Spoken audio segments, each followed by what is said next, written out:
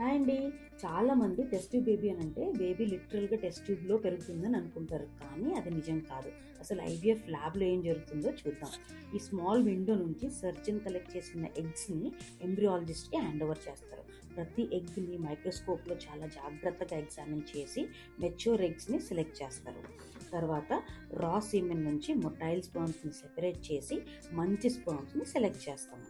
తర్వాత micro manipulator ద్వారా ఒక్కొక్క హెల్దీ స్పర్మ్ని ఒక్కొక్క ఎగ్ లోపలికి డైరెక్ట్గా ఇంజెక్ట్ చేస్తాం. దీన్ని ఇక్సీ అని అంటాం. ఇది చాలా precise and sensitive technique. Fertilised ఎగ్స్ని టెస్ట్ ట్యూబ్లో కాదు, స్పెషల్ పెట్రీ డిష్లో గ్రో చేస్తాం. అవి ఇంక్యుబేటర్లో ఉంచి మానవ శరీరంలో ఉన్న ఎన్విరాన్మెంట్ని క్రియేట్ చేస్తాం. డే 3కి ఎంబ్రియోస్ 6 to 8 సెల్స్ వరకు పెరుగుతాయి. ప్రతి ఎంబ్రియోని క్వాలిటీ కోసం మానిటర్ చేస్తాం. తర్వాత డే 5కి ఎంబ్రియో ఒక బ్యూటిఫుల్ బ్లాస్టోసిస్ స్టేజ్కి రీచ్ అవుతుంది. ఇది యూట్రస్లో ట్రాన్స్ఫర్ చేయడానికి రెడీ.